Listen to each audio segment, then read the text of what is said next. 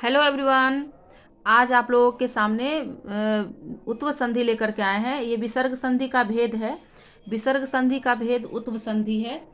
इस वीडियो के माध्यम से आप लोग जान जाएंगे कि उत्व संधि में संधि होकर के क्या हो जाता है। चलिए आगे बढ़ते हैं। यदि विसर्ग के पहले ह्रस्व अ और बाद में ह्रस्व अ हो। विसर्ग के पहले ह्रस्व अ के बारे में जानते हैं। ह्रस्व अ विसर्ग से पहले होगा, वो अ दिखेगा नहीं। वो अ किसी भी व्यंजन वर्ण में होता है, जैसे म, क, प, ये सब में क्या है, अ है। तो उस तरह से लिखा हुआ हो और उसके बाद विसर्ग हो तो निश्चित रूप से उसमें ह्रस्व अ हुआ। जैसे प के बाद विसर्ग है तो उसमें ह्रस्व अ के बाद विसर्ग है, प के बाद नहीं विसर्ग है, वो ह्रस्व अ उसमें मिला हुआ है।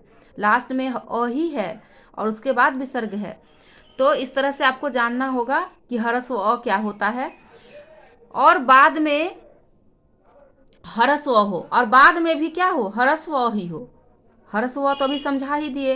जैसे प है, क है, म है, ट है, तो इसमें जो स्वर वर्ण है वो अ है, वो दिखाई नहीं देगा लेकिन उसमें है, उसी को ह्रस्व अ कहते हैं। ठीक है। उसके बाद विसर्ग होगा और विसर्ग के बाद भी ह्रस्व अ होगा तो विसर्ग का उ हो जाएगा, है ना। विसर्ग का उ बन जाएगा, विसर्ग उ में परिवर्तित हो जाएगा। और फिर इन दोनों का क्या हो जाएगा, गुण संधि हो जाएगा। इन दोनों का गुण संधि हो जाएगा, जो कि विसर्ग से पहले अ और उ को जोड़ने के बाद, जैसे उ हो गया, ये वाला जो उ हुआ ना, ये उ अ में जुड़ेगा क्योंकि अ है, ह्रस्व है, और वो उ बन गया है। ह्रस्व के बाद उ हो गया तो उसको जोड़ने से ओ बन जाता है। गुण संधि में जो स्वर संधि के भेद में गुण संधि में पढ़े थे वो ओ हो गया यहाँ पे। तो यहाँ पे उ नहीं दिखेगा, उत्व संधि में ओ दिखेगा। में उ नहीं दिख करके ओ दिखता है गुण हो जाने के कारण।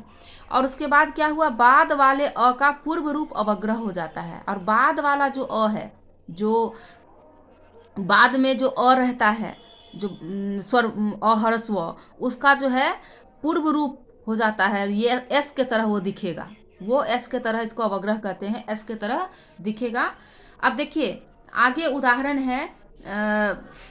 अब देखिए यहाँ पे दिया हुआ है, उत्व संधि के बाद गुण संधि होती है और पररूप हो जाता है, उसका पररूप संधि हो जाता है। ये दोनों ही स्वर संधि के भेद हैं, ये भी और ये भी।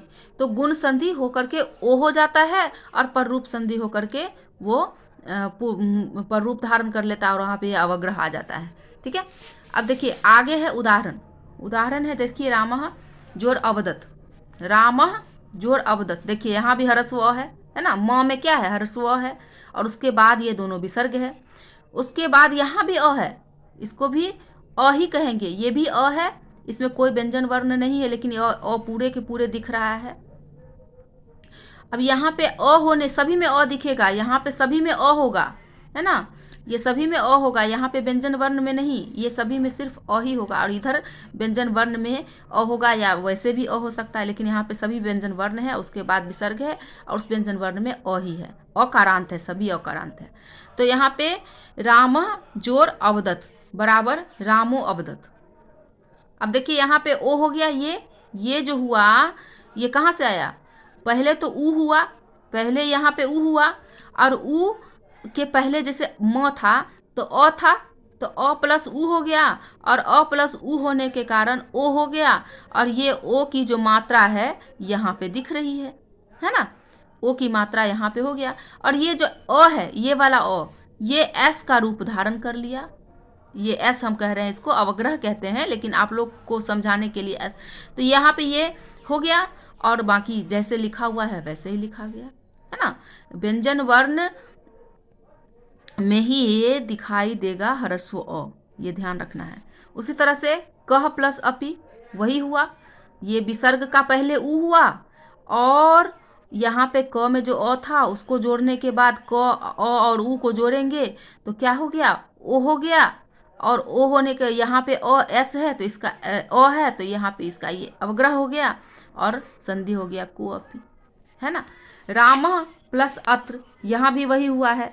विसर्ग का क्या हुआ, पहले तो ऊ हो गया, उत्व संधि के कारण ऊ हो गया, लेकिन फिर ओ हो गया, ये ध्यान रखिएगा, उत्व में ओ हो जाएगा, ओ हो गया, और यहाँ पे एस मतलब अवग्रह ये हो गया, इसको जोड़ देंगे, बाकी इसको लिखेंगे और इसको लिखेंगे, है ना।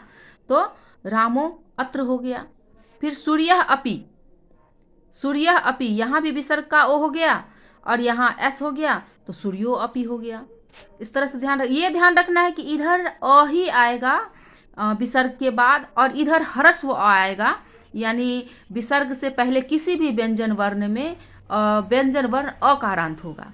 इधर अकारांत होगा व्यंजन वर्ण, और उसके बाद विसर्ग होगा, और इधर अ होगा, तो निश्चित रूप से उत्व संधि ही होगा। ये उत्व संधि का नियम है ना, ये ध्यान रखना है। सह प्लस अत्र, यहाँ भी विसर्ग का ओ हो जाएगा। उ यानी ओ, ये ध्यान रखिएगा, उ अर्थात ओ, तो गुण होकर के ओ हो गया, और यहाँ पे ये एस, उसके बाद सो अत्र। इसी तरह से है चंद्रम अपि, तो चंद्रो अपि। अब तो समझ में आ गया होगा, है ना।